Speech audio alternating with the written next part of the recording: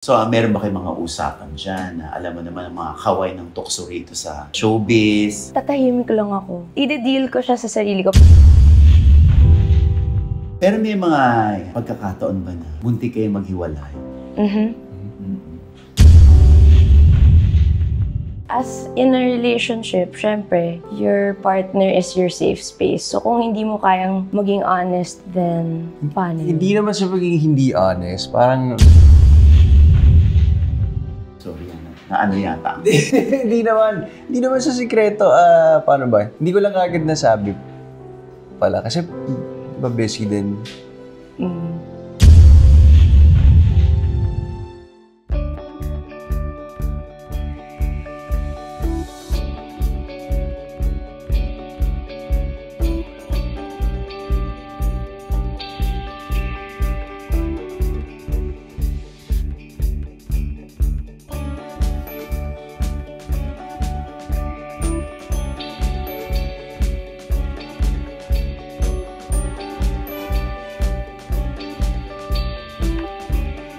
At kasama po natin ngayon ang dalawa sa napakaraming cast ng Shake, Rattle, and Roll. Walang iba kundi sina Jane Oinesa at si RK Bagatsi. Yay! Hello, yes! Ayan. Finally. So feeling nyo ba, dahil kayo sa totoong buhay ay magkarelasyon, kaya kayo kinuha dito sa Shake? Feeling ko hindi naman, or pwede rin Hindi naman. naman, pero pwede rin kasi...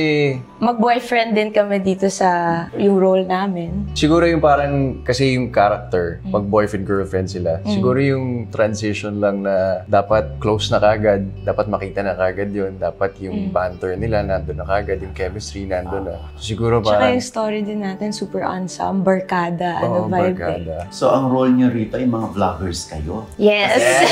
Ang title ng episode nyo ay mukbang. Yes. So yung mga mukbang, yung mga vloggers gumagawa. For content, So, yes. Tama ba? Yes, vloggers kami na naimbitahan sa isang content vlog house to do a content. Yes. And ayun, iba-ibang grupo. Iba-ibang grupo siya initially. Tapos, sarili-sarili kami, pero dun kami sa parang collaboration. Ayun, ng collab different- house yun yung pala hinahanap tawag kong doon. term, eh. Collaboration Yes. na different vloggers. Asa tita. And then, eventually, one whole group kami na maggagawa ng content. Anong feeling dahil syempre alam mo dito sa amin parang makasama ka lang sa isang episode ng Shake, parang bahagi ka na ng history ng Shake, Rattle, and Roll. Anong feeling? First time yung pareho? First time. Yes. Siyempre, nakakakilig kasi napaka-iconic. Yung parang as an artista, gusto mo talaga sana. Yes. Isa yan sa mga dream kong roles na mapasama sa kanilang cinematic universe of Shake, Rattle, and Roll.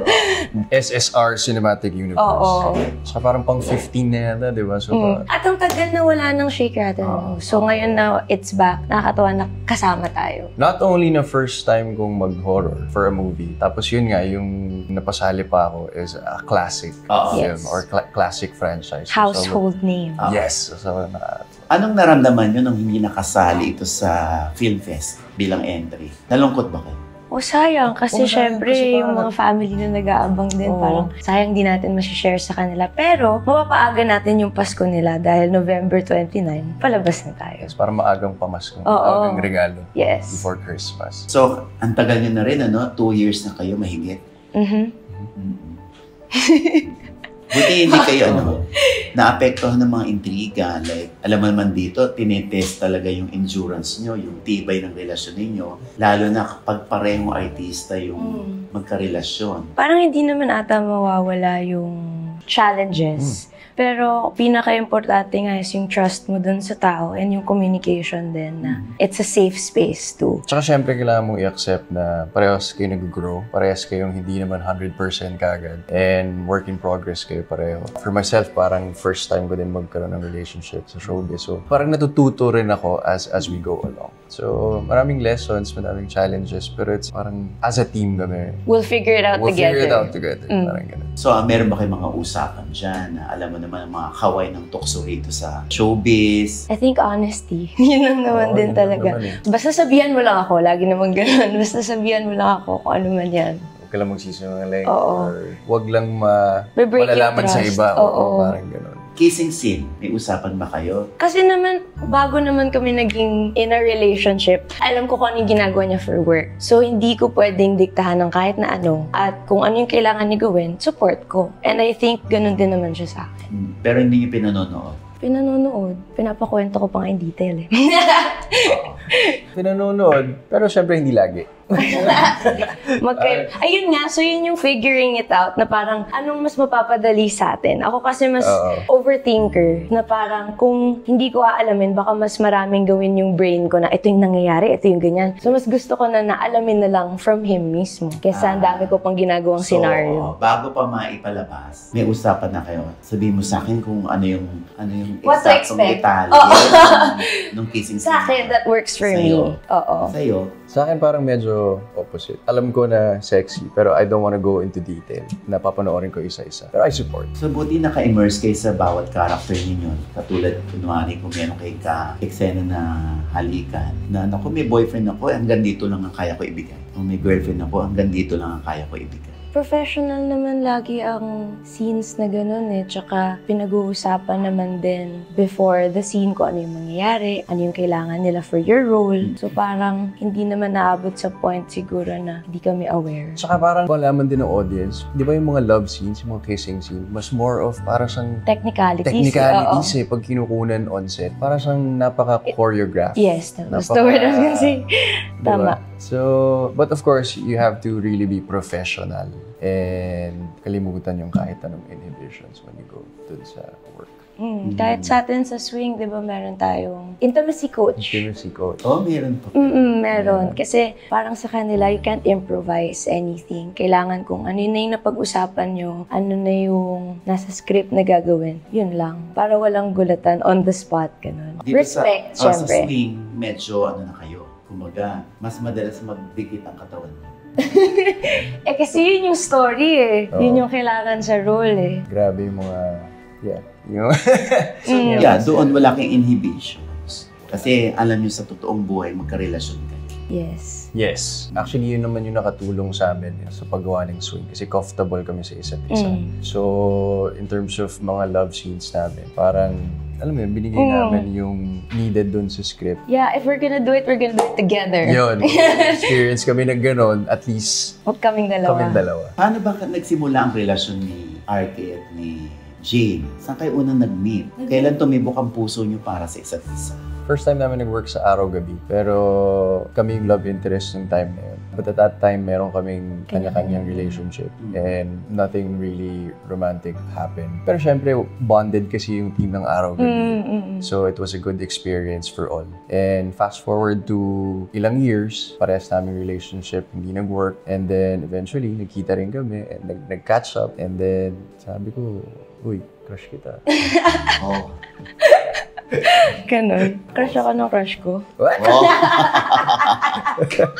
So, nung marinig mo yun, Hindi, parang wala naman din pressure nung parang, crush, ganyan. Actually, it's more of parang nung nagsama kami, wala namang kagad official na, uy, tayo na. It's really yung company namin na enjoy namin yung company ng isa't isa. And then, until such time na parang, wait lang, ano ba? Tayo ba? Tayo na? Tayo na. Pero hindi namin binigyan ng pressure yung isa't isa na i-label kami kagad na, eto na tayo something like that. Tagal eh. Ang tagal nagtanong. Charot. so saglit lang ang ligawan. Mahabang ligawan actually kasi parang honeymoon phase kami na alam mo yun, yung pakiligan. Well, until now naman. Wala lang yung official na boyfriend and girlfriend na tayo. It's just nagkikita kami, parang date kami if you call it that way. Yeah, spending time together, Spending time together, bonding. tambay together. Yes. And then With no, parang pressures or anything. Parang we'll get there when we get there. Parang. yes. Pero may mga pagkakataon ba na bunti kayo maghiwalay? Or talaga nagkaselusan, nag-away? I think Muntik, in a siguro na relationship, hindi maayos. hindi naman may iwasan yun. Oo. Pero hindi naman sa point na hindi na maayos. Ako kasi I'm always like, paano ba natin ito i-figure out? Paano ba natin ito maayos? Or paano mapag-uusapan? Ang laging ganun. Usually, anong pinag-aawayan nyo? pag magkaibang tao kasi, di ba? Parang siyempre nagkakakilalanan pa kayo, merong adjustment, ganito kasi ako, ganyan ka pala. So, nandun yung challenge. Daming Paano natin to mapag-iisa or something? How do we move forward na ganyan yung personality mo, ganito yung personality ko? I think in any relationship naman talagang merong ganun, getting to know. Figuring out stage. Parang feeling ko, forever naman yatang may ganun. Diba? Kasi nagbabago ka din as a person Constantly growing. So, dapat ang ano dun is, hindi ka rin magsawa or mag-quit to get to know your partner. Selosa ka ba, Jane? Tatahimik lang ako. I-deal ko siya sa sarili ko, pero alam niyo na kasi yun eh. So, pag tumatahimik ako, parang alam niyo na yun. Yun nga kasi ako naman, si overthinker naman ako. As soon as tumahimik na siya, mararamdaman ko na yun. Tatanungin, okay ka lang? Siyempre hindi niya sasabihin. Ayoko pa sabihin kasi ayoko siya ma-hassle kasi kaya ko naman i-deal sa sarili ko. Doon pala kami nagkakatampuan. Doon ako nagkalit naman minsan. Pag sinabi kong okay ka lang, hindi, okay lang ako. Pero alam ko meron, tapos ayaw niya sabihin. And then after like some time or... Pag ready na din ako, pag kunyari okay na ako dun sa problema, sasabihin ko na. So sasabihin niya, ba't di mo sinabi kanina? Ba't di mo sinabi agad? Gusto ko nang ayusin. Alam mo yung ganun. So meron siyang coping mechanism na sarili. Meron din naman ako na sarili ko. And ang challenge is paano natin to meet halfway. To meet halfway. Ikaw ang di seloso. Seloso din ako Oo, seloso din ako. Paano mo nararamdaman si selos? Sinasabi sa'yo? Or tahimik din siya? Wala, sasabihin lang niya, kunyari, basta madamot ako or basta ganyan na. Yung nararamdaman mo, pero pareho naman kami na we'll deal with it, pero ito yung nararamdaman ko ngayon. Or hindi directly sinasabi. Oy, nagsiselos ako. Parang meron kaming mga biruan na, sabihin mo lang pag meron ka ng ibang gusto. Pero alam ko na okay, baby. Baka may crush ka ng iba. Jane, paano mo dinidil naman sa'yo? Like, honestly, sobrang ganda ni Jane ngayon. Oo. At yung ganda mo, pinagdududahan nila. Bakit naman? Na, ano bang pinagawa ni Jane? Meron ba? Sana na-perfect ko na kung meron. Although normal naman talaga sa mga artista, talaga magpapa-enhance ka kung gusto mo pang, di ba, lalo pang gumanda ang view, mo. Siguro, sa akin kasi hindi talaga siya overnight. Ang tagal kong finigure out kung ano yung mag-work sa akin na diet or workouts or kung ano man. And yun, yung pag-aalaga din sa sarili. Now that I'm in a healthy relationship din kasi, mas madali to take care of yourself, to focus on yourself. And also, parang kung minamahal ka ng tama, nakaka-glow din yun. Hindi yun. Pero ang tagal, hindi talaga siya parang ang dami kong moments na bakit hindi nag-work to, hindi ako pumapayat dito, or parang kung papayat man ako, masyado namang payat. Yung ang dami kong kailangan i-figure out na tamang balance, tamang combination ng workout and diet. Pero kung yun yung nakikita, ibig sabihin, I must be doing something right. So, walang pinagawa kay Jane? Wala. Yun naman na importante. Kaya may pinagawa ka o wala, just basta maganda kayo lang naman. Pero hindi pa to ang final, May abangan pa. Ang final form. 3.0. Oo. Jane 5.0. Parating pa siya. Oo. Recently, nakita kami ni RK. Kumusta na pala yung pelikulang gagawin? Yes. In the works pa siya, pero first week of December. Wow. Aalis kami. Saan kayo sa abroad? Abroad. Whoa. Wala pang definite na May flight? Kailan flight? First week. No? Yes. Hindi ko pa nasasabi sa'yo, pero yun yan. First week ng December ang super biglaan. Yes. Kasi... hindi mo pa sa kanya titignan. Hindi pa. Only recently lang din kasi na-confirm. So, yes. Okay. So, congratulations! Nabigla siya. Hindi kasi sa lahat ng project namin, parang nako-consult namin. Kailangan nagsasabihan kayo. Parang may gagawin ako ganyan. Oo, kasi parang we check on each other din. Parang, kamusta? Okay ba to? Okay ba yung ganyan? So, itong particular na gagawin yung pelikula, hindi nasabi sa'yo? Hindi pa. Today pa lang. 2 weeks lang naman ako makawala. So, pag ganyan, kasi kanina nakwento nyo na wala kayong sikreto sa isa't isa. So, ito, surprise mo ba sa kanya? Sorry, na ano yata. Hindi naman sa sikreto. Paano ba? Hindi ko lang agad nasabi pala. Kasi, di ba, busy din. Pero sabihin ko na rin sa kanya, mamaya, kasi ngayon lang di kami nag-kita. Ngayon, hindi mamaya. Oo. Yung mga ganyan, okay lang sa'yo. Oo naman, syempre project naman, it's a blessing, it's an opportunity. Pero hindi maipinta yung mukha mo. Hindi, surprise Ayaw lang. mo ba ng gano'n? Hindi naman, syempre ano lang. Kung ibang tao pa nakaalam. Sorry, ako yung... Pero sabihin ko naman, pero niya, 2 weeks lang naman. Balik agad. Interview na ba kita? So, kamusta? Saan ang punta? Wala pa. Saan ang abroad natin dyan?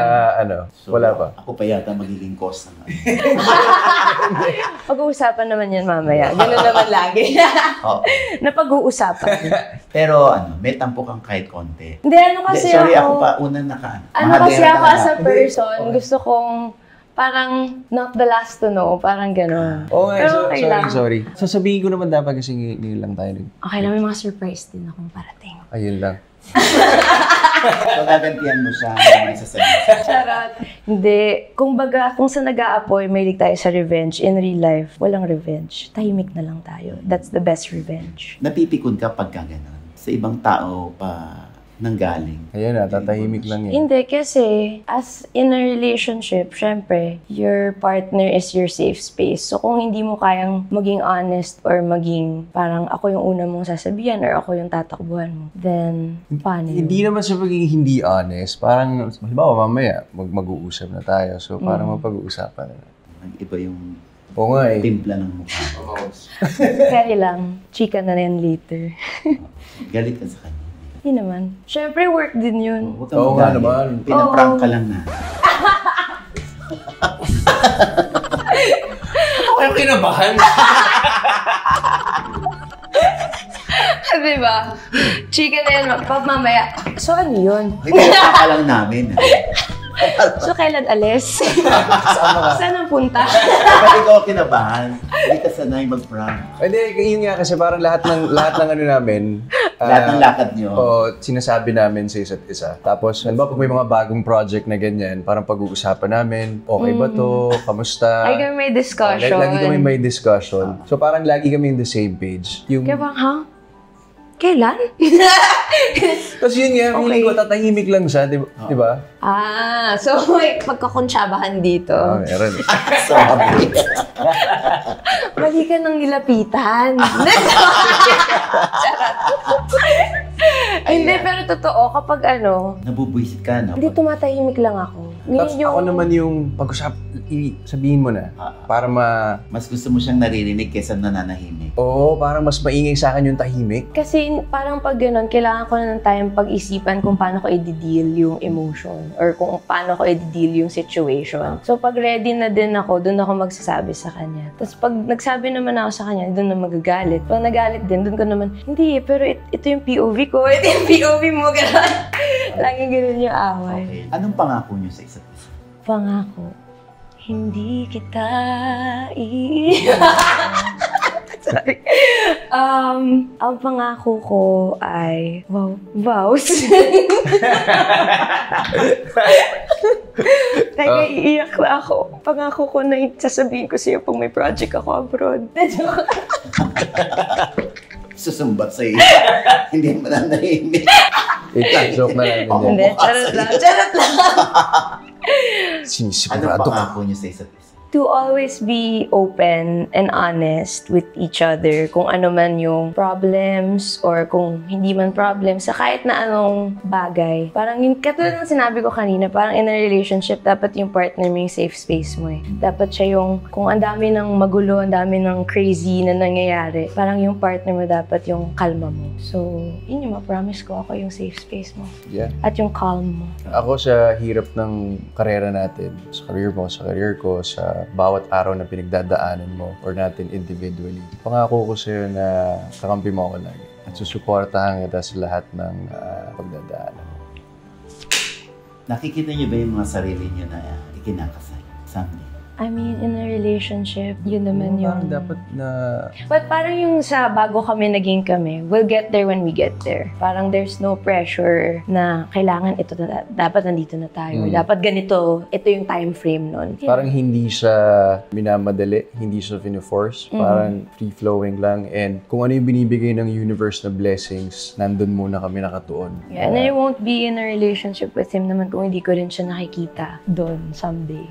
Yung message nyo sa mga magkakarelasyon, pakibigyan naman sila ng tip kung paano magla-last ang relationship. Kailangan mong piliin lagi yung partner mo. Kahit na may fights, parang piliin mo na, okay, pinipili kita at ayusin natin. Pag-usapan natin, we'll figure it out. On the bad days, parang hindi kayo laging 100% eh. So, kailangan maging understanding ka rin dun sa partner mo pag hindi niya good day. Yun, yung assurance na yun na mag-away man tayo, away lang to. Hindi to katapusan nung kung anong meron tayo.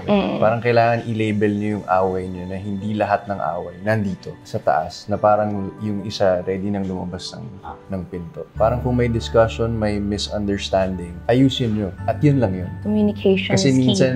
minsan ang bawat away, parang ang meaning niya kagad ayoko na sa'yo dahil ganyan ka or dahil ano. Kasi hindi naman kayo parehong 100%. Hindi naman kayo perfecto pareho. 'Di ba? Parang parehas kayong natututo din. 'Di ba? You learn lessons as you go along. At kailangan tanggapin mo na parehas kayong work in progress. Kung nagkakamali siya, nagkakamali ka din. And paano kayo matututo from that?